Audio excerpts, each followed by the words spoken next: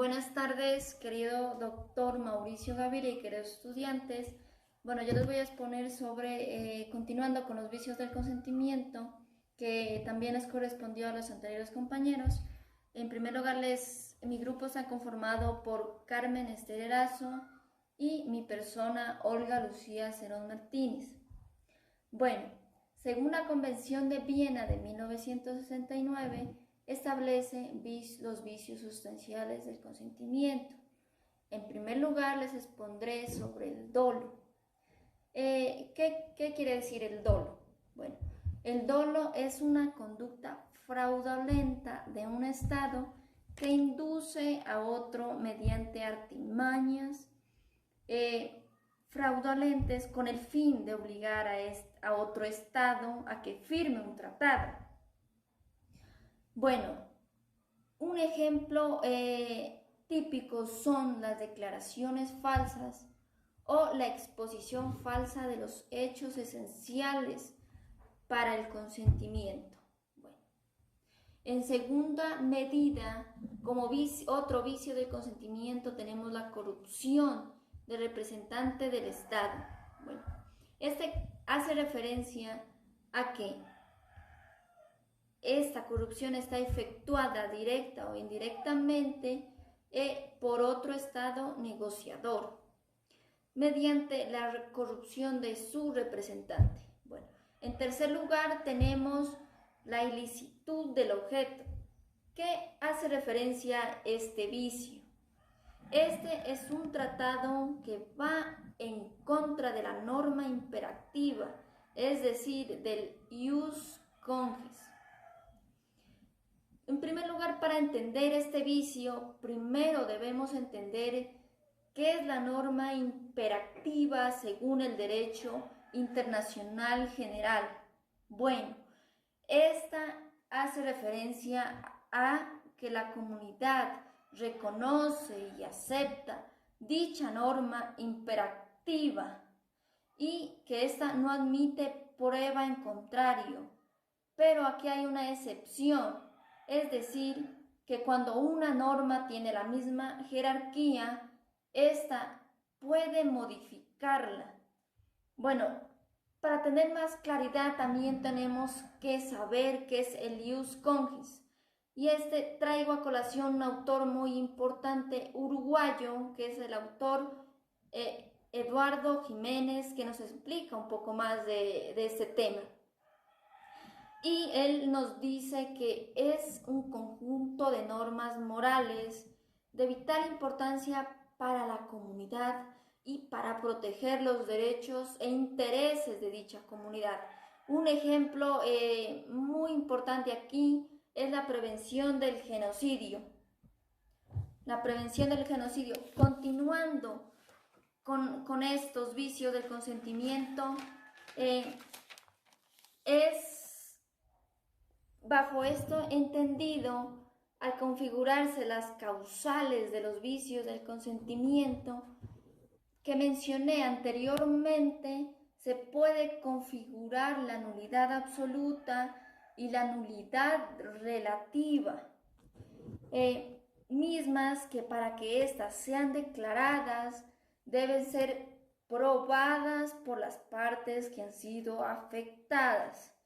Bueno, en primera medida, para tener más claridad sobre estas dos clases de nulidades, debemos tener en cuenta la definición de la nulidad absoluta y la definición de la nulidad relativa.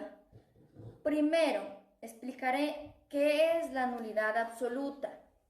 Bueno, esta en primera medida debe ser alegada por cualquier Estado, no importa si fue afectado. Bueno, esta puede ser declarada de oficio por un tribunal internacional encargado de dar la aplicación de dicho tratado. Estas lamentablemente no son convalidables. Como consecuencia, la nulidad absoluta trae trae que esta nulidad sea nula en un sentido estricto. Aquí traigo a colación 3 ejemplos. Bueno, en primer lugar, la coacción en contra del Estado. En segundo lugar, la existencia del objeto ilícito de dicho tratado. En tercer lugar, la incompatibilidad de una misma, es decir, que es contraria al ius cognis. Bueno, la nulidad relativa hace referencia a que esta debe, a diferencia de la nulidad absoluta, esta debe ser alegada por el Estado afectado que ha sido víctima de dicho vicio del consentimiento y que trae como consecuencia la invalidación del tratado. La gran ventaja que tiene esta, a diferencia de la nulidad absoluta, es que esta sí es convalidada, es decir, que esta sí puede subsanarse, por decirlo así. Bueno, aquí traigo como por ejemplo los vicios de error, los vicios de dolo, la corrupción del representante. Bueno, para tener un poquito más de claridad sobre estas dos clases de nulidades, es menester aclarar cuál es el objetivo de esas nulidades. Bueno, en primera medida es evitar que la institución jurídica de la nulidad sea utilizada con excesos y abusos, buscando obstruir el cumplimiento de los acuerdos internacionales. Y estas clases de nulidad deben estar debidamente probadas para que sean declaradas, o si no, no son válidas. Bueno, como segundo tema tenemos la terminación de los tratados internacionales generales, que por regla general los estados partes deberán aplicar el pacta sunt servanda. ¿Qué quiere decir el pacta sunt servanda? Que deben obligarse de acuerdo a lo que estipula el tratado internacional. Esos deben obligarse de acuerdo a estas reglas.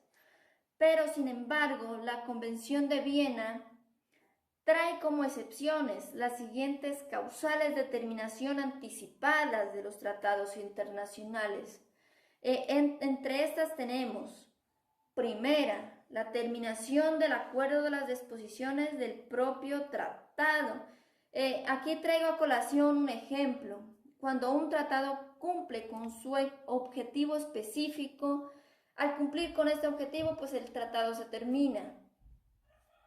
Aquí traigo, es menester aclarar un ejemplo muy importante, que es la construcción de una empresa de un río limítrofe. Bueno, otro ejemplo es cuando el tratado internacional contenga una condición resolutoria, es decir, que en dicha condición establezca un término de terminación del tratado, es decir, que el tratado se termina a los 50 años. Al cumplirse este término, el tratado se termina. Bueno, en segundo lugar tenemos la terminación por el acuerdo de las partes. Es decir, que el tratado se puede terminar por el común acuerdo de las partes, es decir, por los estados partes, pero deben configurarse una abrogación o derogación para que este se dé por terminado. En tercer lugar, debemos tener en cuenta otra causal de terminación de los tratados: el derecho implícito o denuncia o retiro. Bueno, para poder aclarar esta causal, procede cuando en el tratado no se estipula ninguna cláusula de terminación o retiro del tratado. Pero es menester aclarar que debe cumplir con unas condiciones para que se dé por terminado el tratado internacional. Primero, que conste que fue intención de las partes admitir la posibilidad de la denuncia o retiro. En segundo lugar, la renuncia se puede inferir de la naturaleza del tratado.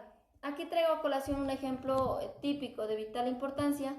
al nivel mundial de los tratados internacionales. Bueno, aquí está el Tratado de Alianza y Cooperación Militar. Bueno, D.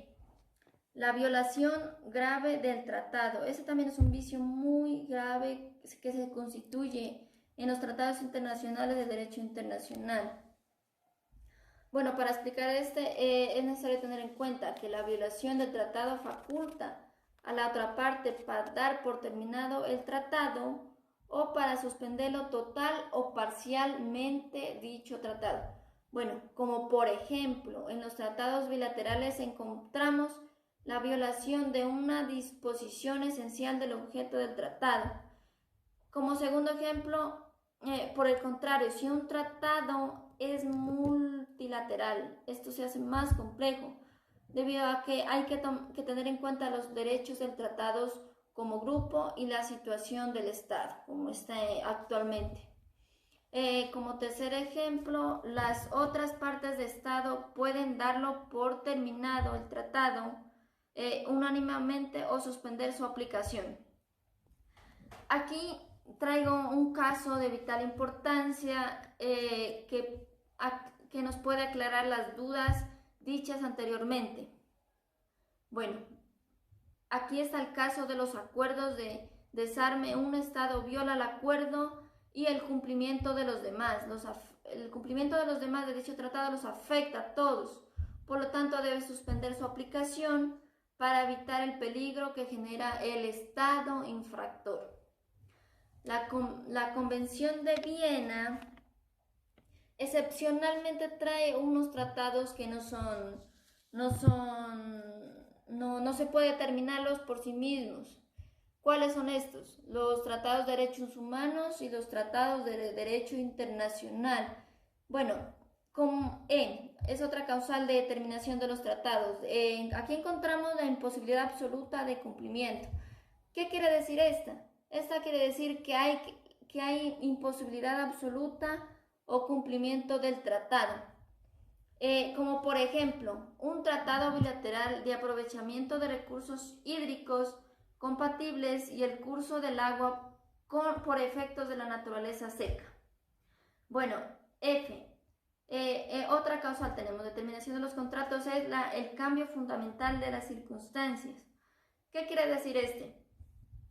Este va de la mano con los principios, con el principio rebus sic stantibus. ¿Qué quiere decir este? Este quiere decir que las circunstancias se mantienen mientras el Estado está en vigor. Bueno, para incorporar esta causal, determinación del contrato debe cumplir con las siguientes condiciones. Primera, cuando se trate de un cambio fundamental en las circunstancias existentes al momento de la celebración, que dicho cambio no hubiera sido previsible. Bueno, esta la debe cumplir para que se configure esta causal. Bueno, G es otra causal de determinación de los contratos. Ius congens emergente. Este ya, pues como lo había mencionado anteriormente, que tiene mucho que ver con la norma imperativa, es decir, de derecho internacional general. Es decir, que todo tratado que esté en oposición con la norma general será declarado nulo. Bueno, siguiendo pues para tener más claridad de ese tema, siguiendo con las causales, determinación de los contratos, es importante aclarar que la terminación de los tratados internacionales generales únicamente exime a las partes de seguir cumpliendo el tratado desde el momento en que se declara la causal determinación de dicho tratado, sin afectar ningún derecho o obligación de las partes creadas en virtud del tratado. Bueno,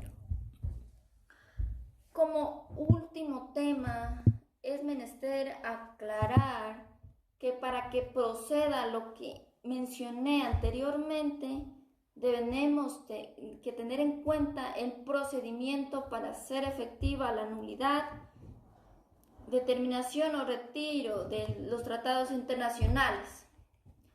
Bueno, según lo que establece los artículos 65, 66, 67 y 68 de la Convención de Viena de 1969, esta nos da a conocer el siguiente procedimiento a seguir para que se configure la nulidad y la terminación del retiro de los tratados internacionales. Bueno, primero tenemos, el Estado deberá notificar a las demás partes sus pretensiones, señalando las medidas y las razones en que se funden. Bueno, en segundo lugar, las demás partes podrían aceptar la causal de nulidad o determinación del tratado, de lo contrario, este Estado podrá objetarla. Bueno, tercero, si dado el caso se objeta la causal, las partes deberán buscar una solución mediante los mecanismos alternativos de solución de conflictos o de controversias, así como lo establece el artículo 33 de las Naciones Unidas. En cuarto lugar, en caso de no llegar a un acuerdo y agotando estos mecanismos de solución de controversias, el caso será estudiado por la Corte Internacional de Justicia, a menos de que las partes convengan resolverlo por un tribunal de arbitraje. En quinto lugar y por último, si se trata de una causal referida al ius cogens o al mecanismo, este será sometido al mecanismo de los amigables componedores de conflictos. Bueno, espero que este tema les haya agradado y posteriormente pues les va a exponer mi compañera con el fin de que tengan más claridad de esos temas. Muchas gracias.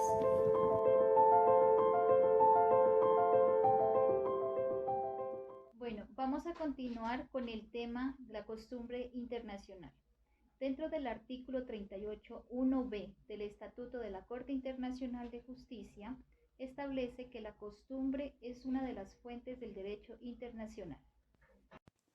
Se define la costumbre internacional como la norma resultante de una práctica general, constante, uniforme y duradera, llevada a cabo por los sujetos del derecho internacional y realizada con la convicción de ser socialmente necesaria hasta el punto de ser jurídicamente obligatoria.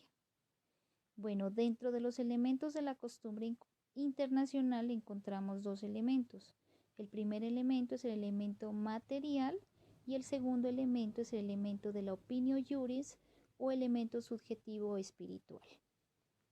Al hablar del elemento material, podemos definir que es la repetición de comportamientos de los sujetos del derecho internacional llevados a cabo de manera general, constante, uniforme y duradera.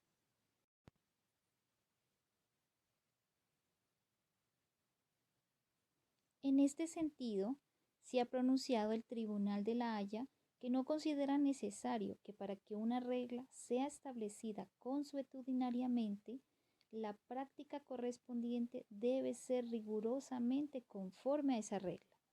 Le parece suficiente para reducir la existencia de normas consuetudinarias que los estados ajusten a ella su conducta de una manera general y que ellos mismos traten los comportamientos no conforme a las reglas en cuestión como violaciones de esta y no como manifestaciones de reconocimiento de una regla nueva. Un problema particular es el relativo así en la formación de la costumbre. Caben las omisiones o costumbres negativas. La respuesta del tribunal es que debe existir el elemento espiritual o conciencia del deber de abstenerse. Respecto al tiempo necesario para que la práctica pueda ser constitutiva del elemento material, era hasta hace poco una cuestión controvertida. Parte de la doctrina ha resaltado la importancia de la antigüedad de la práctica como factor indispensable para la prueba de la existencia de la costumbre y por el contrario, otro sector ha afirmado la viabilidad de la costumbre instantánea.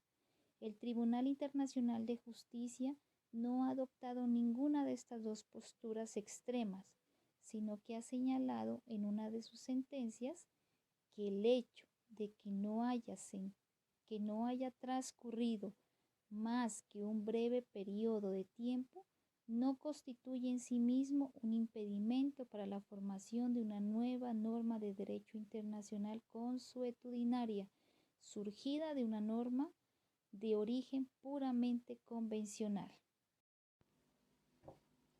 Bueno, ahora vamos a hablar de la prueba de la costumbre.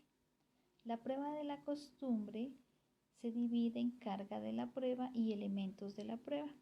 En la carga de la prueba vamos a hablar de costumbres generales y costumbres particulares. En las costumbres generales, la carga de la prueba corresponde al Estado que niegue su aplicación, ya que la costumbre general obliga a todos los estados, salvo que se hayan opuesto a la misma en el periodo de formación de forma expresa. Por tanto, dicho estado deberá probar bien que se ha opuesto expresamente a ella en el periodo de gestación o bien que no pudo oponerse porque no ha participado en su formación. La costumbre particulares. En las costumbres tanto regionales como bilaterales, la carga de la prueba se invierte, es decir, el Estado que alega frente a otro una costumbre particular viene obligado a demostrar que este último ha contribuido con sus actos al nacimiento de la regla consuetudinaria regional o bilateral. Por ejemplo, aquí tenemos el caso de la Haya de la Torre o caso de asilo. Este fue el que sucedió en Colombia contra Perú. Fue un caso llevado a la Corte Internacional de Justicia en el cual los gobiernos de Perú y Colombia resolvieron la controversia por el asilo político al líder aprista Víctor Raúl Haya de la Torre. Bueno, aquí nos hacemos una pregunta. ¿La figura del objetor persistente puede tener la facultad de excluirse en seguir una norma consuetudinaria? ¿Existen límites? Bueno, en esta parte la vamos a dividir en dos partes. La primera es que la idea del objetor persistente efectivamente sí es de que esas normas consuetudinarias le sean aplicables. El objetor persistente está haciendo siempre es que está manifestando que no está de acuerdo con la existencia de esa norma como costumbre internacional y en consecuencia que esa norma no le puede ser vinculante. Bueno, aquí tenemos como un ejemplo el caso de Francia, que no ha ratificado la Convención de Viena sobre el derecho de los tratados porque no está de acuerdo con el artículo 53. Aparentemente, la oposición estatal ha cambiado a lo largo de este siglo, pero en el siglo XX, 1969, fecha en que se dio la conferencia ministerial de la Convención de Viena, hasta finales del siglo. Inclusive, a comienzo de los primeros años de este siglo, Francia siempre se opuso a la existencia de las normas del jus cogens, las normas imperativas del derecho internacional. Siempre actuó y manifestó que todas las normas deberían tener una misma jerarquía. No podía existir esa jerarquía, todos eran iguales. Ante esa figura, Francia siempre se comportó cumpliendo con los requisitos de objetar persistente en el sentido de que tenía que ser una oposición continua y permanente a esa norma que podría ser consuetudinaria.